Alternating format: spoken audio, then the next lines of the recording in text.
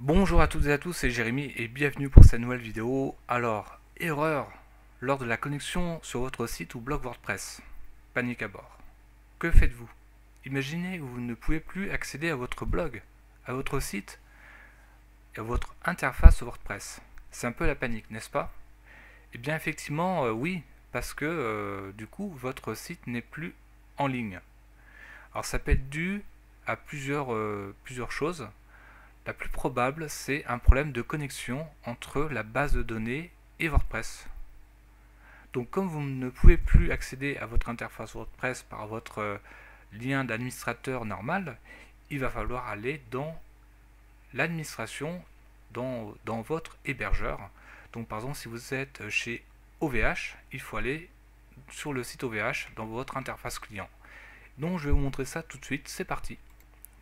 Donc là, je me connecte sur OVH, donc web, sur hébergement, pardon. Donc voilà. Ensuite, vous allez trouver un onglet avec plusieurs messages. Donc là, on a information générale, FTP, base de données. Donc c'est ça qui va nous intéresser. Lorsqu'il y a un problème de connexion entre la base de données et WordPress, vous allez le voir tout de suite. Là sur l'écran à droite, là vous avez un aperçu. Bon là ça fonctionne, mais imaginez que ça ne fonctionne pas, ça serait un écran blanc avec un message d'erreur. D'autre part, vous avez la possibilité d'aller sur votre module. Donc en allant sur module en un clic, vous cliquez sur le petit rond avec les trois points et ça va aller dans accès au module. Donc là j'ai bien accès à mon module. Idem pour accéder à l'interface d'administration du module. Là, c'est pour me connecter. Donc là, je me déconnecte.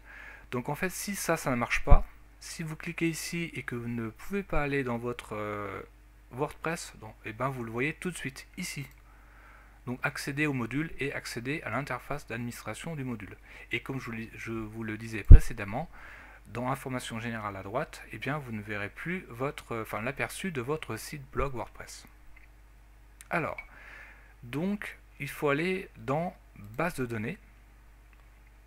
Et en fait, dans base de données, on a le nom d'utilisateur, nom de la base, adresse du serveur. Notez-les bien, mettez-les en tête, mettez une fenêtre à côté, parce que ça va nous servir. Et c'est ça la clé qui va permettre de faire communiquer la base de données au module WordPress.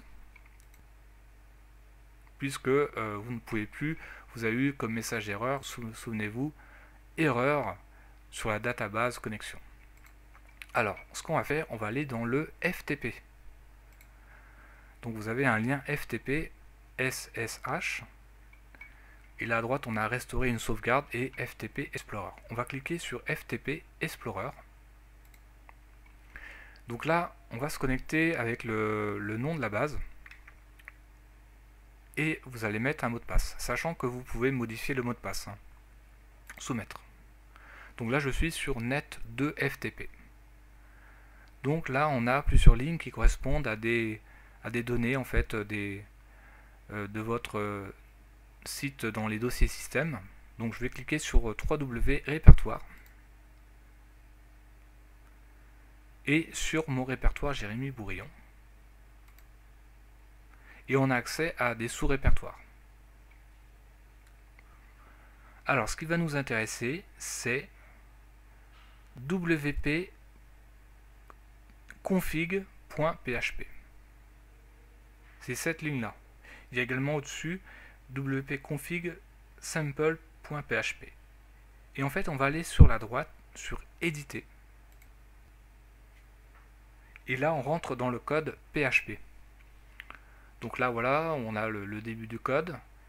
Et en fait, il y a des choses, il y a des données qui sont très importantes. C'est là en fait. MySQL setting. Et là, on a nom de la base, la database username, on a le mot de passe. Et ça, ces trois lignes sont très importantes, ça correspond exactement à ce qu'on avait dans la base de données. Donc nom d'utilisateur, nom de la base, adresse du serveur. Il suffit simplement de copier-coller ces noms et l'adresse du serveur dans les lignes de code. Donc là c'est entre les deux guillemets, là, les deux points, enfin les deux apostrophes plutôt, vous allez mettre le nom de la base. Là en fait. Là ici, le mot de passe, et ici, l'adresse du serveur. Une fois que c'est fait, vous allez enregistrer ici, et normalement, vous allez pouvoir retrouver le lien d'administrateur exactement comme avant. Il sera disponible. Vous pourrez vous reconnecter. Donc du coup, moi je vais revenir en arrière. N'oubliez pas d'enregistrer en fait, parce qu'en fait, la base de données a besoin de ces liens pour se connecter sur WordPress. Donc sans ces liens, bah, c'est impossible.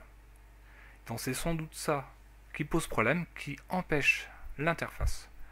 Donc vous allez dans le FTP client, donc de votre hébergeur, vous retrouvez la ligne wp-config.php, et après vous modifiez les données, vous enregistrez, ensuite vous revenez sur votre lien d'administrateur, et c'est bon. Puis après vous n'avez plus qu'à partir, et après vous pourrez vous reconnecter dans WordPress. Voilà, j'espère que cette vidéo vous a plu.